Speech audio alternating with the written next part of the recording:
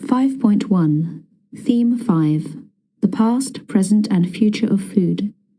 Lesson 5.1 Vocabulary for Listening, Producing and Protecting.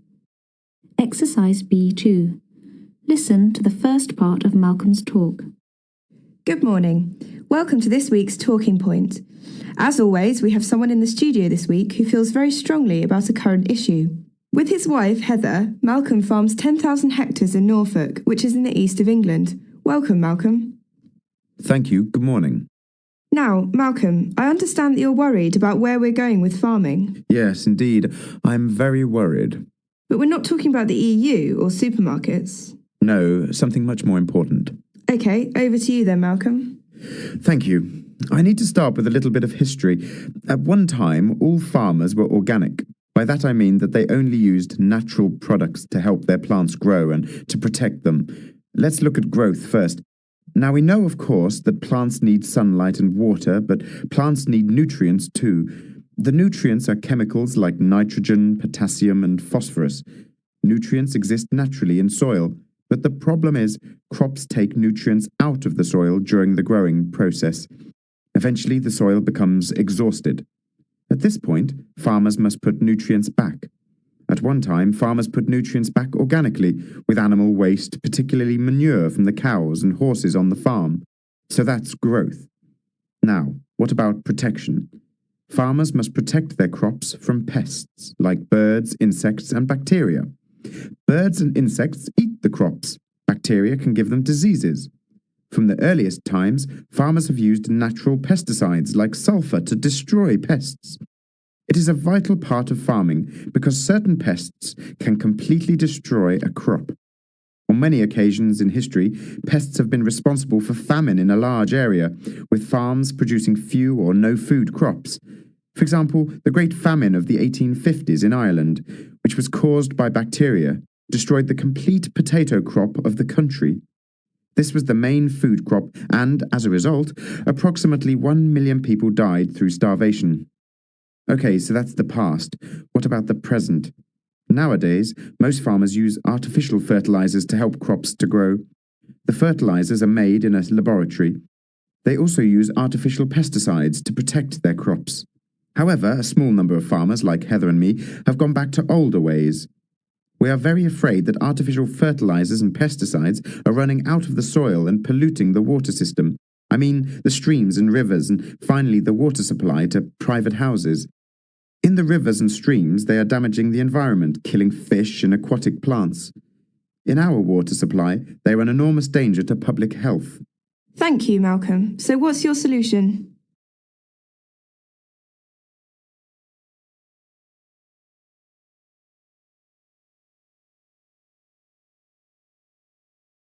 .2 Exercise B4.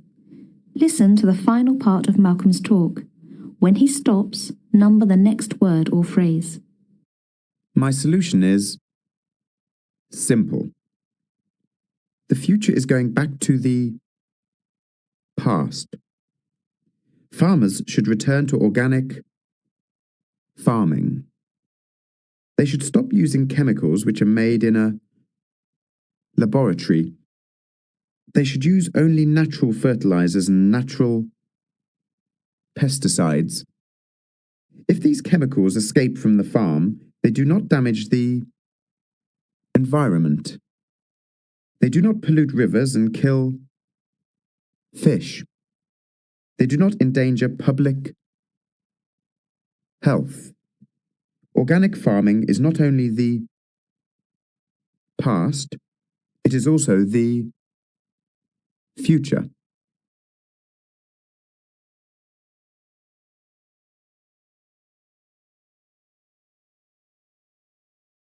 .3 Lesson 5.2 Real-time listening. Agriculture, the beginning of civilization. Agriculture is the name we give to the industry of farming. It has two main branches: producing crops and rearing animals for food. It's been happening for over 14,000 years, according to most sources. Today, we're going to look briefly at the history of the industry and then consider some of the theories of how agriculture started. In later lectures, we will review the current situation of agriculture, or agribusiness, as we should probably call it now, and of course, the future of agriculture, which concerns all of us on this planet.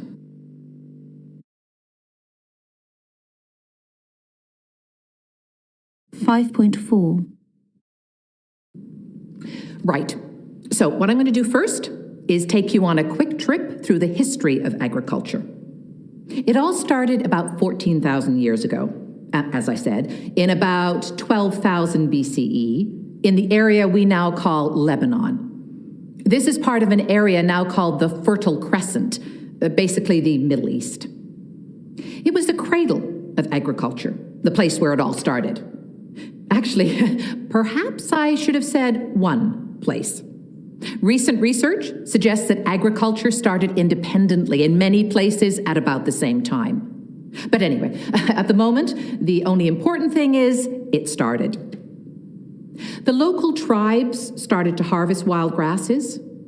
If that sounds strange, remember wheat is just a kind of grass. I remember harvesting wild grass myself. When I was young, I used to pick wild grass and chew the kernel, the bit at the top.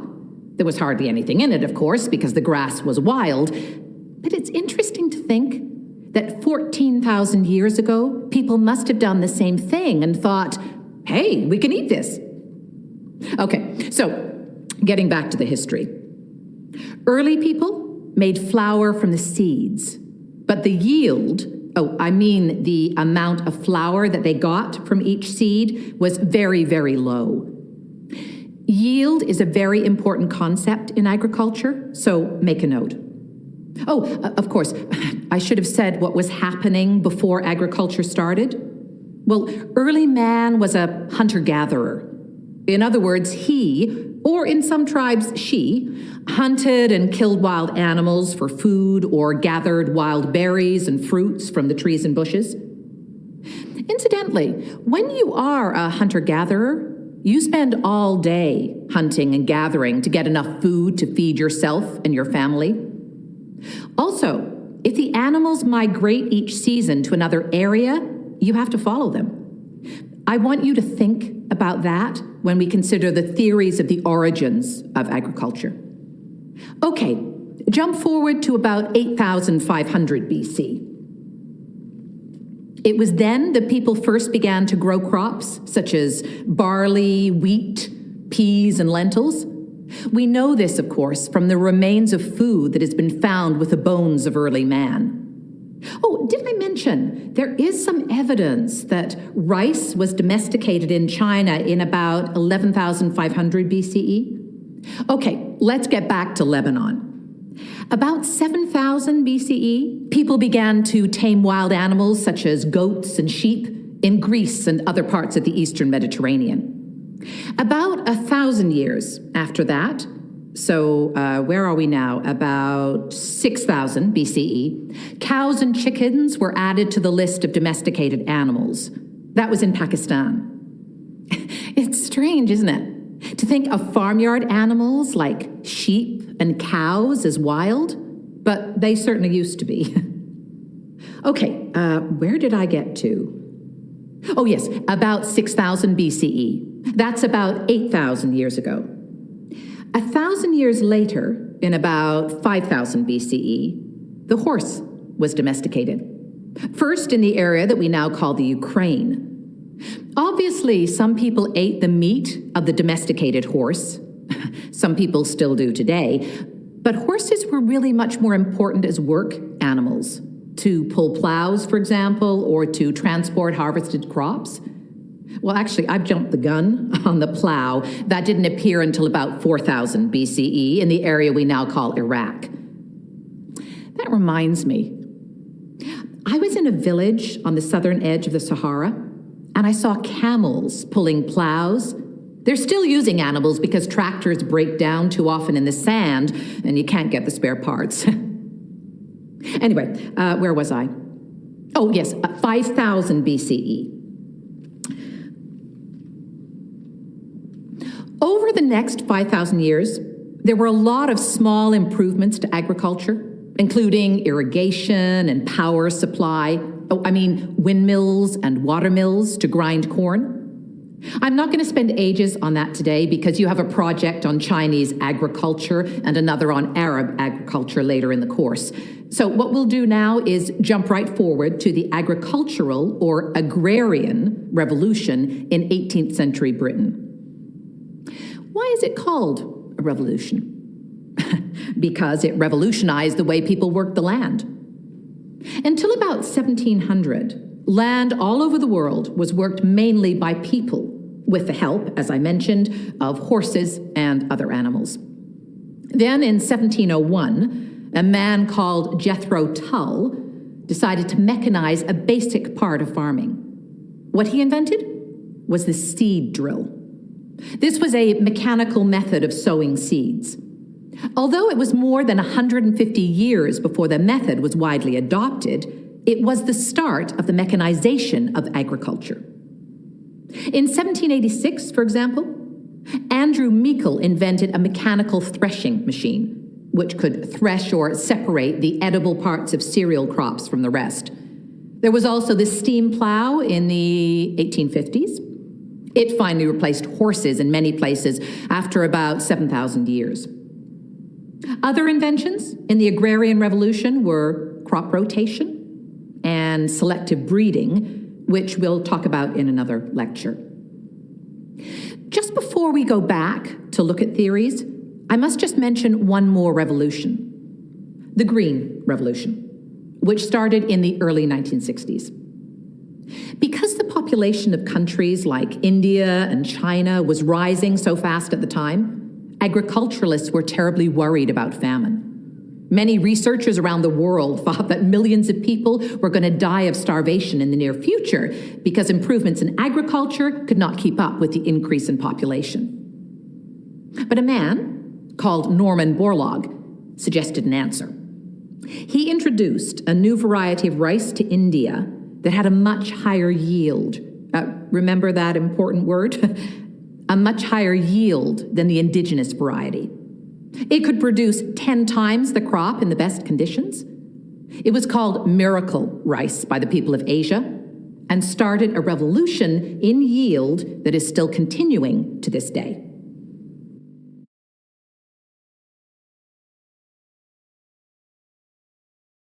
(5.5) So,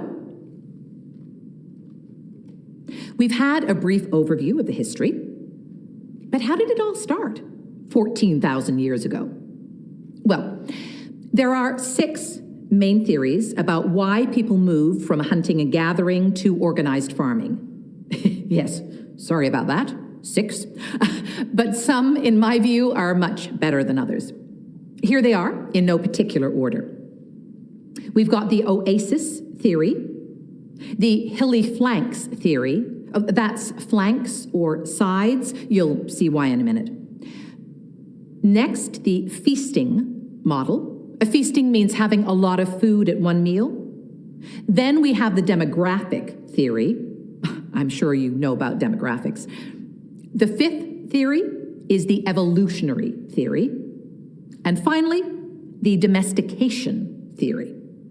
I expect you can guess what some of these theories involve. But let's look at each one in turn. First, the oasis theory. It was propounded by Raphael Pumpelly in 1908. It's described in Rosen 2007 on your reference list. The theory argues that climate change caused the start of agriculture. He says that the climate in some areas became drier. When this happened, people moved to oases, or actually more accurately to watering holes. Because wild animals came to drink, people came into closer contact with them. Gradually, the animals accepted the humans, which in turn led to their domestication. At least that's the theory. Also, because the people did not move from the oases or watering holes, they started to plant seeds. It makes sense to me, but it seems that this theory has not received much support due to the lack of evidence of climatic change at the relevant time. The second theory is the hilly flanks theory, put forward by Robert Braidwood. This is in Sutton and Anderson, 2009. Braidwood did not believe that there was a climatic change, as Pompelli proposed.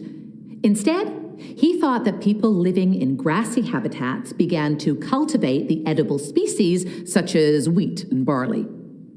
This occurred in the subtropical wooded hills of Turkey, Iran, and Iraq, on the flanks or sides of rivers, hence the hilly flanks theory. Although this theory sounds reasonable, Sutton and Anderson state that no evidence for it has been found.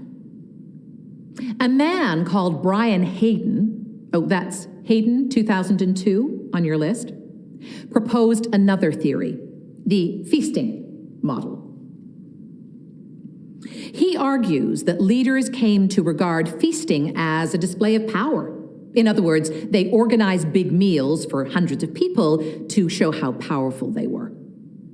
This led to agriculture because leaders had to have a reliable source of large amounts of food.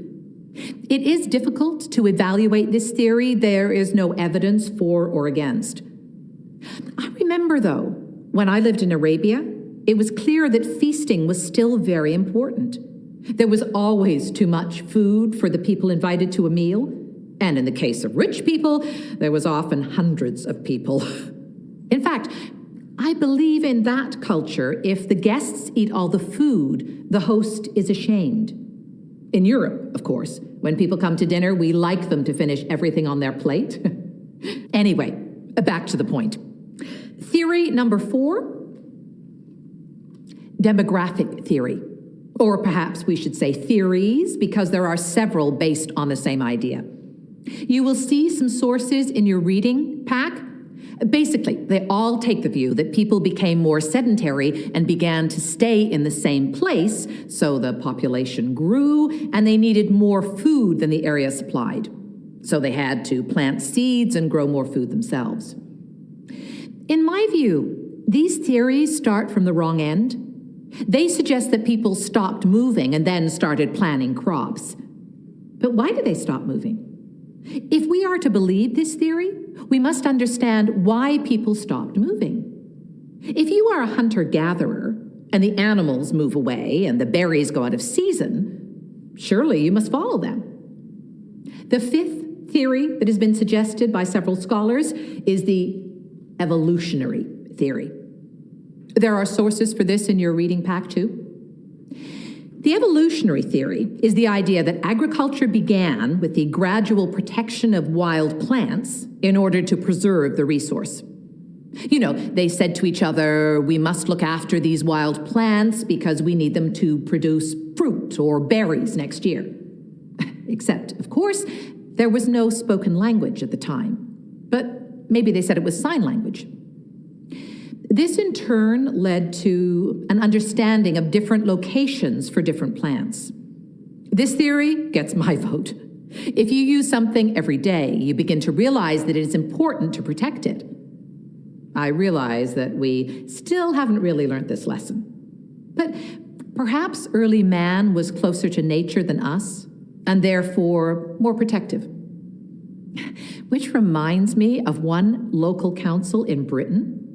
They realized that a lot of visitors were coming to their town. They were coming, in fact, to see the old trees in the area. The problem was there was nowhere for them to park. So the council cut down the trees to make a car park. Sorry, that's a silly story and probably not even true. So let's get back to the theories. The final theory is the domestication theory, propounded by Daniel Quinn, amongst others. Sorry, I haven't got the reference for him. You'll have to look it up. This theory suggests that people became more domesticated, staying in one area and beginning to domesticate that area. This involved looking after plants and taming the wild animals. Like the demographic theory, this theory, it just doesn't work for me. Why did people become more domesticated? What was the impetus? Again, it seems to be the wrong way round. We need to explain why people became more domesticated in the first place. So, there we have the theories concerning the start of agriculture. Which do you think is most likely?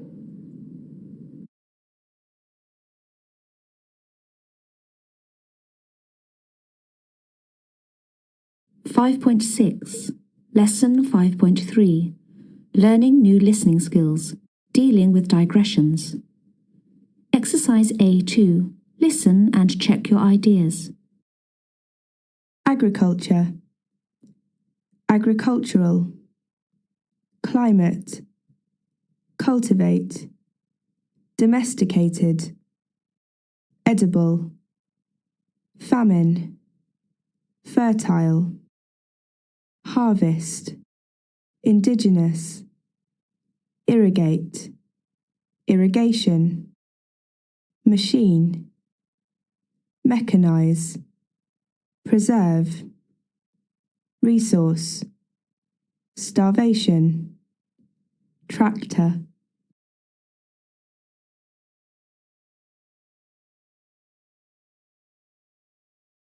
(5.7) Exercise C. Listen and make notes. When the lecturer digresses, write 1 or 2 words to help you remember. Lecture 1. The Development of Qatar and Lebanon.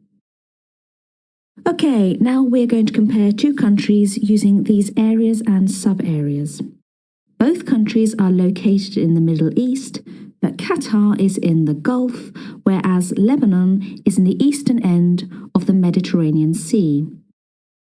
Qatar is a peninsula only bordered to the south by Saudi Arabia, while Lebanon is almost completely surrounded by Syria.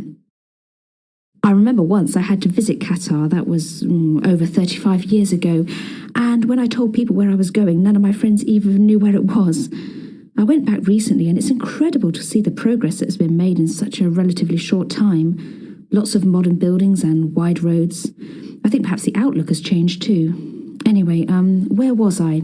Okay, Qatar in the Gulf, Lebanon on the Mediterranean. Does the location of these countries affect their human development?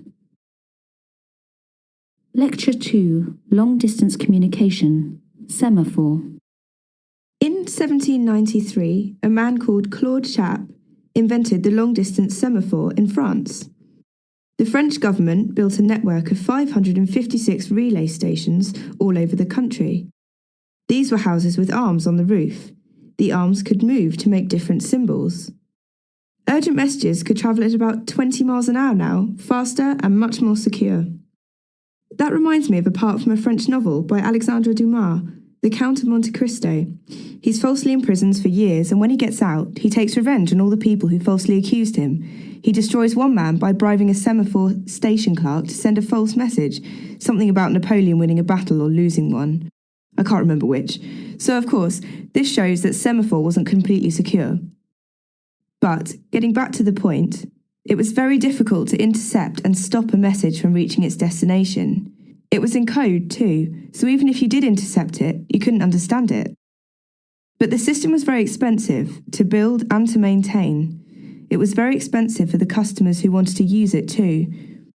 But Napoleon used it all the time to send urgent messages about troop movements, you know, how his armies were moving around the country. Lecture 3, Children and Violence on Television.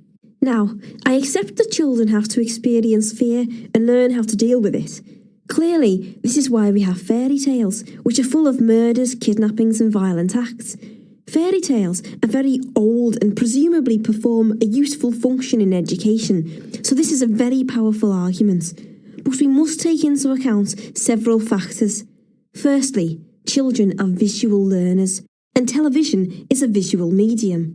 It actually shows the violence, whereas fairy tales talk about it. There is such a big difference. I remember when I was a child of about 8, I had to watch a particular TV science fiction programme with robots and aliens and green monsters with 10 heads and so on from behind the sofa, or peeking through my hands because it was so scary. But I could read about the same sort of thing, and it had no effects on me at all. Oh, anyway, why was I saying that? Oh yes, because fairy tales are not visual. Also, most fairy tales are initially told to children by a parent, so the parent has a chance to mediate the experience for the child.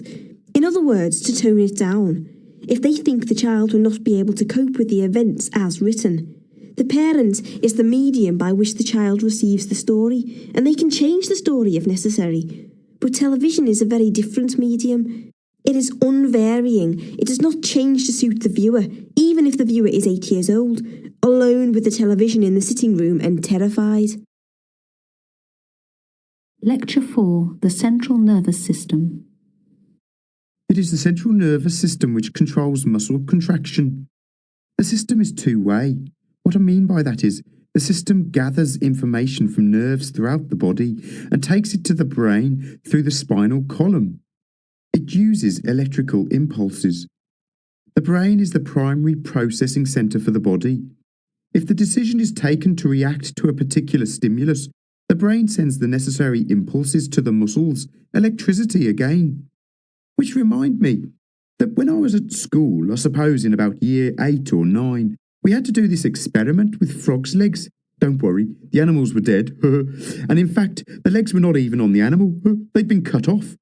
We touched them with the two ends of an electrical circuit, and the legs twitched, which shows the effect of electricity on the muscle tissue, even when the animal is dead. The girls all screamed. I remember when the legs jumped. I think most of the boys did too. Anyway, that's enough of that. Let's get back to the nervous system. The main parts are the nerves, as I've just said, the brain, obviously, and the spinal cord, which runs down the spine. We can see now why the skull and the spine are so important. They protect key parts of the central nervous system.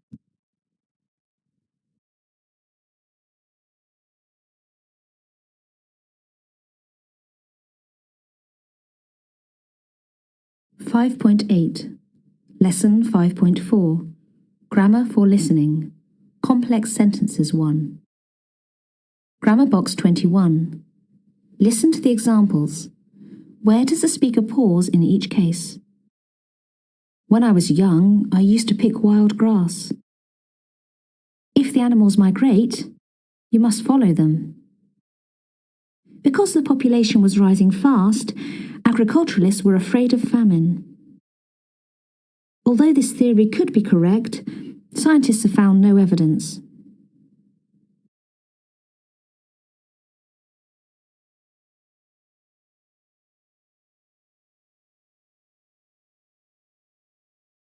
(5.9) Exercise B1.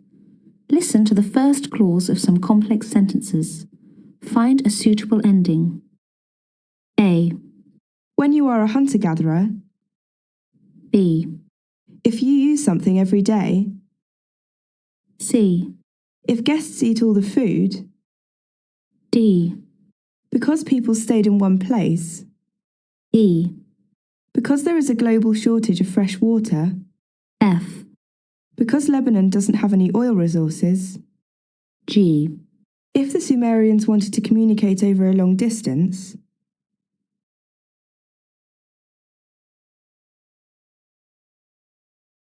(5.10) Exercise B2. Listen and check your answers. A.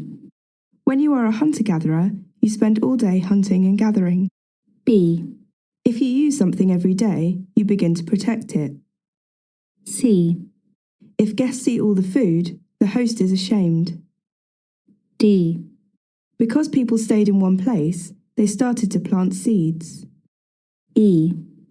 Because there is a global shortage of fresh water, we must retain rainfall in reservoirs. F. Because Lebanon doesn't have any oil resources, it imports from countries in the region. G. If the Sumerians wanted to communicate over a long distance, they could send a letter.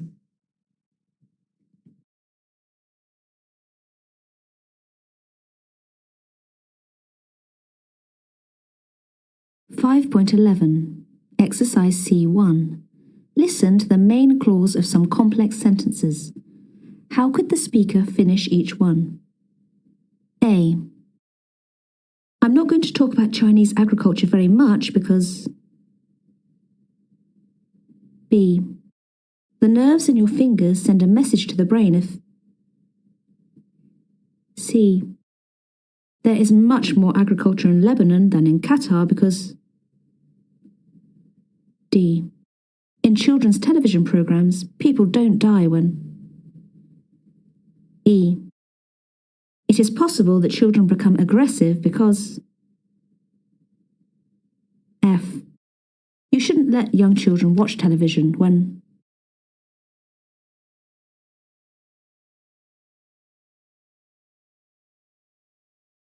5.12. Exercise C2. Listen and check your ideas. A. I'm not going to talk about Chinese agriculture very much because you are going to do a project on this. B. The nerves in your fingers send a message to the brain if they touch something hot or sharp. C.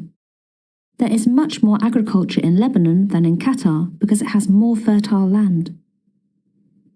D. In children's television programs, people don't die when they are blown up and shot. E. It is possible that children become aggressive because they watch violent TV programs. F. You shouldn't let young children watch television when they are alone.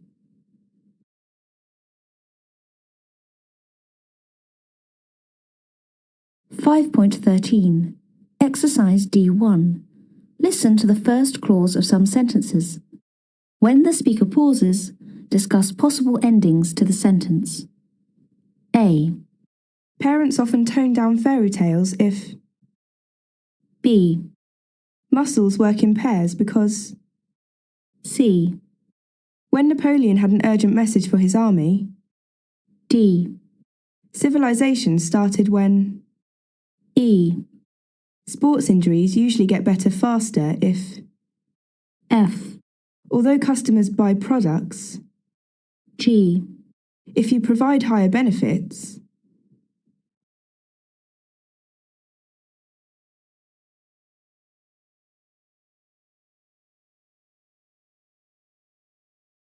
5.14. Exercise D2. Listen and check your ideas. A. Parents often tone down fairy tales if they are very violent. B. Muscles work in pairs because they can only contract. C. When Napoleon had an urgent message for his army, he sent it by semaphore. D. Civilization started when people stayed in the same place. E. Sports injuries usually get better faster if you rest. F. Although customers buy products, they actually want benefits. G. If you provide higher benefits, some customers will pay more.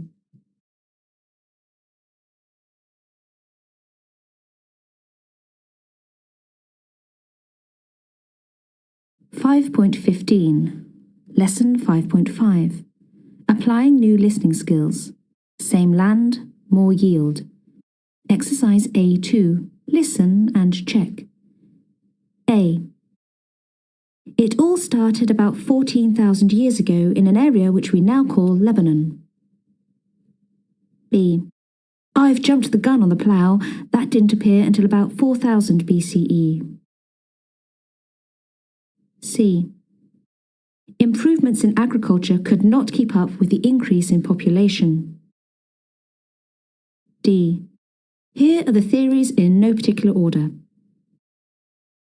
E. But before we look at the theories, I must just mention the Green Revolution. F.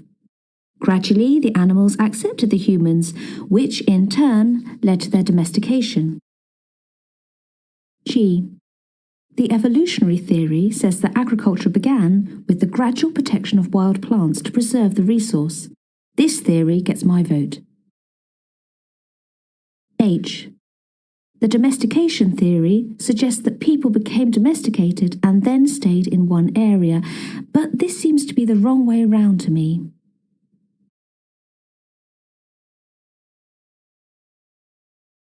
(5.16) This week, we're going to look at developments in agriculture. For the whole of its long history, agriculture has been an industry that has constantly improved. Or, to put it another way, it has recognized problems and found solutions. The driving force for improvement for thousands of years has been a rising population. If you have more mouths to feed, you need more food. It's obvious. The industry has risen to that challenge time and time again, as we saw to some extent in the last lecture. Which reminds me, I was reading a blog the other day, and the guy was suggesting that the driving force behind agriculture has changed now. He reckoned the driving force now was profit, and now the stronger need is to make bigger and bigger profits from farming. We're not talking about agriculture anymore, but agribusiness. Although agriculture does not employ the majority of the population of a particular area anymore, it does make huge profits as a business. Sorry, that's enough of that. As I was saying, agriculture is about constant improvements. There have been literally thousands of improvements since the first person picked some wild grass and ate the seeds. But nearly all the improvements have been aimed at the same objective: more yield. There are three main ways to increase yield. Firstly, farmers have always tried to get more yield from a particular piece of land. Same land, more yield. Secondly, farmers have tried to get more yield from a particular crop. Same crop, more fruit, more berries or bigger roots or stems. And thirdly, you've guessed it, farmers have tried to get more yield from a particular animal. Same animal, more meat or milk. Today, we're only going to look at the first way. Same land, more yield. Because I'm going to ask you to research the other two ways. Right. Let's look at how we can get more yield from the same piece of land. Remember, we're talking about problems and solutions all the time. For the first solution, we need to go back to 3,500 BCE. Plants need sunlight, which is probably why early agriculture developed in some of the sunniest parts of the world, the modern-day areas of Iraq, Syria, and Egypt, for example. So, what's the problem? Well, plants also need water to grow, obviously. And those same areas, Iraq, Syria, and Egypt, are some of the driest areas on Earth, with very little rainfall and hardly any natural rivers or lakes. So, the plants in these areas often did not get enough natural water to grow well. The solution? Irrigation. Throughout the centuries, different peoples have used different methods to irrigate their crops, to provide them with the water they need to grow well. For example, the ancient Egyptians built reservoirs to retain water and to stop it running to the sea. They also built canals that were filled when the Nile flooded. Because they had to get the water from these canals onto the actual plants, they invented the shadoof. This was a pole with a bucket on one end and a heavy weight on the other. The Phoenicians, from what we now call Lebanon, used wells, tunnels, and pumps powered by animals or people to bring water to their land. I remember when I lived in Oman in the Gulf, people in the villages on the edge of the desert were using water from a falaj system, which brought water hundreds of miles underground from mountain streams. Nothing very strange about that, really. But the irrigation system was built by the Phoenicians hundreds of years before. Incredible. Anyway, irrigation is still needed all over the world. And farmers use systems such as sprinklers or trickle irrigators. This can be done automatically and electronically, and so requires no labor, and in some cases, no attention at all once it is set up. Some irrigation systems even move automatically up and down the field to cover every part. So, problem? Not enough water. Solution? Irrigation. So, that's irrigation. Plants need sunlight and water, but here's the next problem. They also need nutrients, like nitrogen, phosphorus, and potassium. Although early farmers didn't exactly know what nutrients plants needed, they realized that growing plants on a particular piece of land destroyed the soil. If they farmed the same piece of land for several years, the yields went down. Eventually, the soil was exhausted. For thousands of years, some tribes solved this problem by moving on to another piece of land. They were nomadic, in other words, moving from one area to another, and perhaps eventually returning to a previous area. But this is not an efficient use of time. The solution creates a new problem. If you have to keep moving to new areas, you cannot establish towns and cities. In other words, you cannot start a civilization. Which reminds me of my Latin at school, because civis in Latin is town, so civilization means something like making a town. Incidentally, agricola is Latin for farmer, so that's two connections between the ancient world and modern English. I was hopeless at Latin at school, so I don't know why I remember that. Anyway, where was I? Oh, yes. Eventually, someone discovered that if they left the field fallow or unused for a year, it returned to being good for growing food crops. So the solution, in some areas, was a system in which each person had 3 strips of land.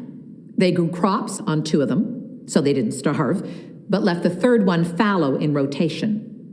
That's an important word, rotation. Remember it. The solution created a new problem. If you leave 1/3 of your land fallow, you can only produce 2/3 of the potential crop on it.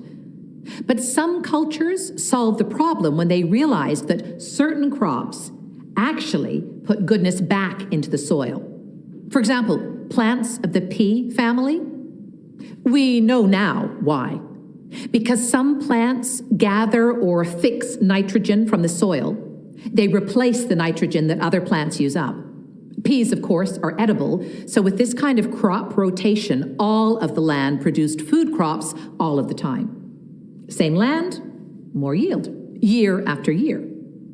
The system of crop rotation is still widely used all over the world today on small farms, but it leads to other problems. Because many farms are worked by huge machines nowadays, you cannot divide a field up into strips. Also, an agribusiness has a particular market for specific products, so it is not possible to change the crop every year. If your business is called Tomatoes Direct, you cannot become Peas Direct every 3rd year. Farmers had to find a way to put nutrients back into the soil without planting different crops. In other words, they had to feed the crops with nitrogen and phosphorus and potassium and other important minerals. What do we call these chemicals which improve the yield or the fertility of the land? Of course, fertilizers. Well, actually, I've rather jumped the gun on fertilizer because animal waste has been used for hundreds of years as a natural fertilizer. Animal waste is rich in nitrogen, so farmers spread this waste or manure on the land to improve the yield. Bird waste, called guano, was particularly successful in some areas of the world. But of course, if you do not have a local source of animal waste, there is a problem. In the early 19th century, chemists began to solve the problem. They started to experiment with the chemicals in manure. Justus von Liebig was one of these chemists. It was von Liebig who first created an artificial fertilizer, but it was not successful. Although it contained useful nutrients, crops could not absorb them. Gradually, the science improved until in the 1900s, 2 German chemists, Karl Bosch and Fritz Haber, developed a cheap process for synthesizing ammonia, which contains nitrogen. Which reminds me of an interesting piece of information that I came across the other day. Apparently, after the Second World War, the US government had a lot of ammonium nitrate because it is the main substance in explosives. It also happens to be one of the best sources of nitrogen for crops. Agronomists persuaded the government to spread the chemical on the farmland, and yields rose. Oh, look up the story in Pollen 2006. It's on the net. I don't know if you realize, but the United Nations motto is, "We shall beat the swords into plows," meaning move from war to peaceful occupation. Perhaps we should add, and turn the bombs into crops. Anyway, what was I talking about? Oh, right. Artificial fertilizers. I should mention that many people feel these artificial fertilizers are damaging the environment. They wash out of the soil and pollute streams and rivers. So, as so often in the past, a solution leads to a new problem. Some farmers have kept traditional methods in order to produce better quality crops and not damage the environment. These traditional methods include crop rotation and the use of natural fertilizers like cow manure. This process is called organic farming, and we'll talk a lot more about that later in the course. Unfortunately, crops from organic farming often cost more. Solution leading to a problem again. So it is a question of whether the consumer is willing to pay more to protect the environment more. So, where have we got to? We're talking about raising the yield of a particular piece of land, and we can do that with irrigation, crop rotation, and with fertilizers, natural or artificial. But there is one final problem to deal with. Once the land is producing a good crop, how are we going to protect it from pests? Farmers call them pests, but of course we are just talking about other inhabitants of the environment, birds and insects in the main. Pests are a big danger to agriculture. Birds or insects can completely strip a crop, so protection is needed. Early farmers used simple methods, such as scarecrows, models of people standing in fields to scare off the birds, or they covered the crop in some way. But chemicals that deter or kill harmful creatures have a very long history. There is evidence that the Sumerians used insecticides in about 2500 BCE. The substance was sulfur, which was burnt to kill the creatures. Salt was used in ancient Rome, and in Europe in 1600 CE, ants were attracted away from crops by honey and then killed with arsenic. But it was in the 1940s that the first mass use of pesticide occurred. The substance was called DDT, and it became extremely popular in the 1950s because it killed plant pests and insects that carried malaria, yellow fever, etc. However, in 1962, a woman called Rachel Carson published a book called Silent Spring, in which she described the dangers of DDT. She said the chemical was washing into rivers. When animals and birds drank from the polluted water, they became ill and sometimes died. DDT was banned in the USA shortly after. Pesticides are still widely used, but they are much more targeted at specific pests. And now there are even organic insecticides that use natural ingredients so they do not harm animals or humans. Interestingly, some environmentalists are now calling for a return to DDT spraying on a large scale. Richard Learoff of the World Wildlife Fund said in 2005, if the alternatives to DDT aren't working, you've got to use it. But others still feel that the dangers are too high, with insects that are basic to agriculture, like bees, being killed as well as harmful creatures.